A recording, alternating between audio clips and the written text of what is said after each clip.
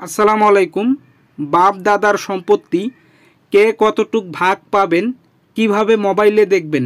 হ্যাঁ বন্ধুরা, ইসলামী শরিয়া মোতাবেক বাপ দাদার সম্পত্তি প্রথমে আপনারা ডাটা কালেকশন অন করার পর গুগল প্লে স্টোরে চলে যাবেন। যাওয়ার পরে এখানে সার্চ বারে সার্চ করবেন উত্তরাধিকার। আমি লিখতেছি উত্তরাধিকার। উত্তরাধিকার লিখলে দেখেন বন্ধুরা, আপনাদের সামনে এই অ্যাপটি চলে আসবে। এই অ্যাপটি আপনাদের ফোনে ইনস্টল করে নেবেন। আমার যেহেতু ইনস্টল করা, আমি এখন ওপেনে ক্লিক করতেছি। ওপেন করলে আপনাদের সামনে নতুন একটি ইন্টারফেস চলে আসবে। এখানে কিছু তথ্য দিতে হবে। সে তথ্যগুলো হচ্ছে আপনাদের বাবা মা, মনে করেন আপনার মা রয়েছে, এখানে দিবেন একজন, ওকে প্লাস। এরপর আপনার এখানে রয়েছে পুত্র, অর্থাৎ আপনারা কয় ভাই, মনে করেন আপনারা 3 ভাই রয়েছেন। এরপরে রয়েছে বোন, আপনার কয়জন বোন রয়েছে, তা মনে করেন 2 জন বোন।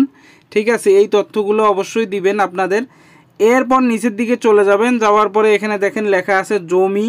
প্রথমে আছে জমি, এরপর টাকা, এরপর স্বর্ণ। তো এখানে মনে করেন যে জমি আছে 200%, এরপর টাকা আছে মনে করেন 50,000। ঠিক আছে, 50,000। স্বর্ণ আছে ধরেন 2 ভরি। ওকে, এগুলো দেওয়ার পরে জাস্ট এখানে লেখা আছে ফলাফল। ফলাফলে একটা ক্লিক করবেন।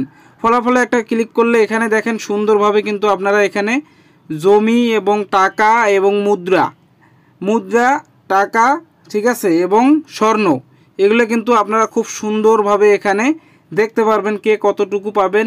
অবশ্যই এটা ইসলামী শরিয়া অনুযায়ী।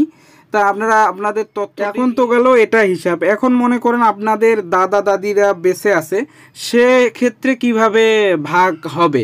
তা সেক্ষেত্রে ভাগ হওয়ার জন্য এখানে আপনাদের মনে করেন যে বাবা মা যদি থেকে থাকে, এখানে এগুলো দিবেন। ঠিক আছে, এগুলো দেওয়ার পরে এখানে আপনাদের আত্মীয় স্বজন, অর্থাৎ আপনার দাদা বেঁচে আছে বা তার আত্মীয় কে আছে এরকম ঘনিষ্ঠ, সেটা কিন্তু এখানে আপনারা এই যে নিচে দাদা দাদি যে লেখা আছে নানা নানি, এখানে আপনাদের যারা ভাগ পাবে সেটা কিন্তু অ্যাড করার পরে ফলাফলে ক্লিক করলে সেটাও চলে আসবে।